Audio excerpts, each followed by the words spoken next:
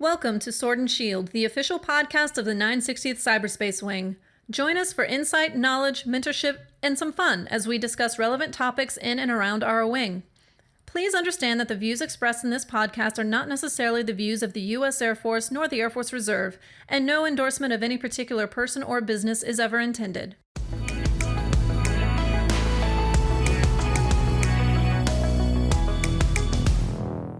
Good morning, gladiators. I am Jamillah Gonzalez, the 960th Cyber Wing Executive Officer. This year marks the 75th anniversary of the founding of the United States Air Force.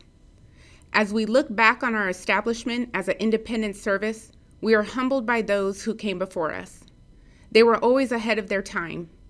They laid the foundations of strategic bombing at a time of horse cavalries and battleships.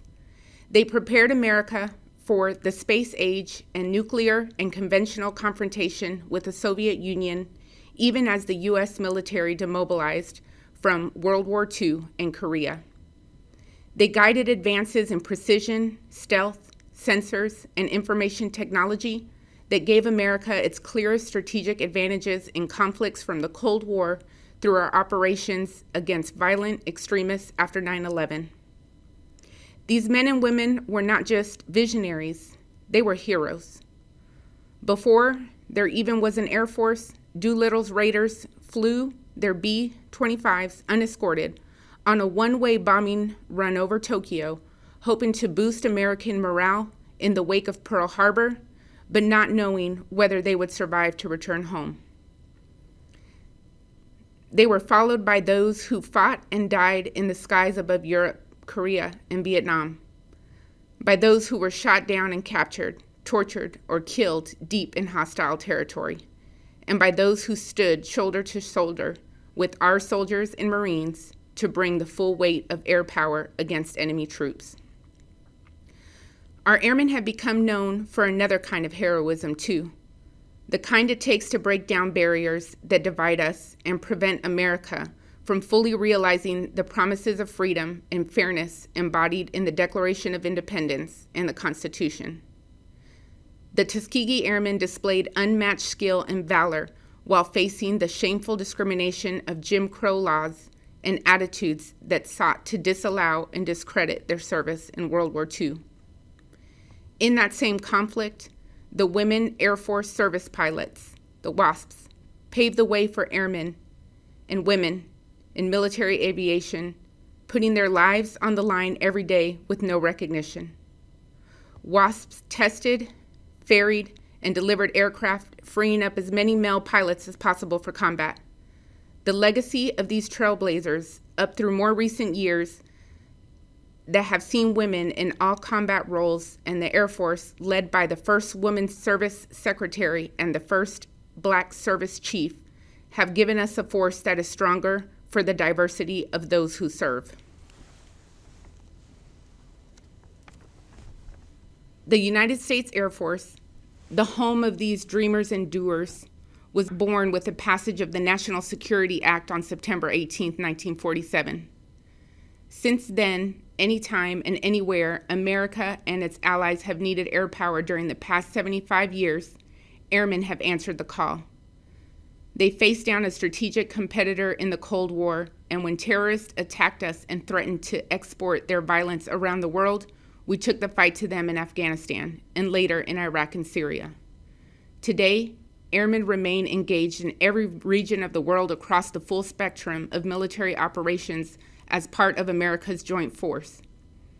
Air power has become the oxygen the joint team breathes and the source of strategic advantages that allow America to prosper and negotiate among nations from a position of strength. But we must not rest on our laurels. The nation demands much from its airmen, and the threats we face today and into the future are more complex than ever before.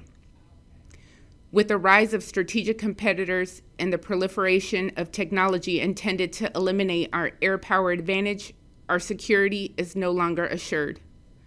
Without action now, the U.S. military and even American citizens face a situation we have rarely encountered across the entire history of the Air Force: an inability to prevent or respond to aggression by holding any adversary target at risk from the air, while being ourselves vulnerable to attack from above. But with the support of the American people, airmen are ready to meet these challenges by following the example of those who came before us. In short, by innovating, accelerating, and thriving as we prepare our Air Force forward into the next 75 years. Innovation, fueled by airmen, is our heritage.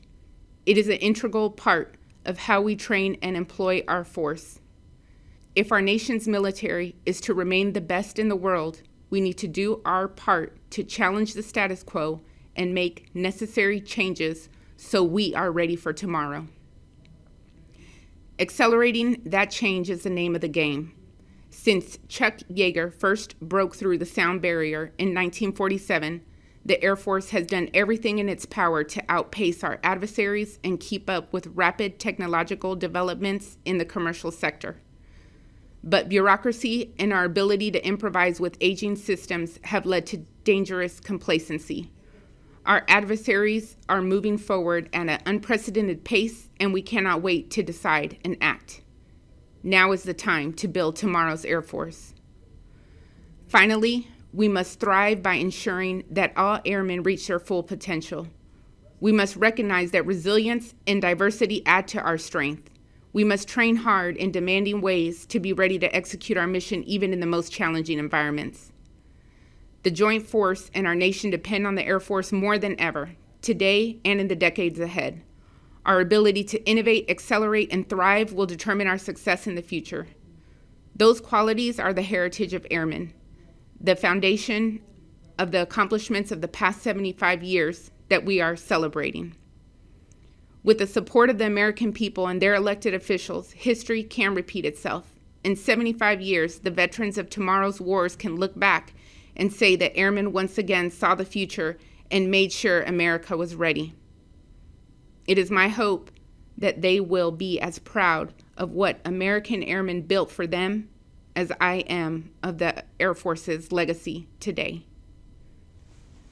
Thank you, Gladiators.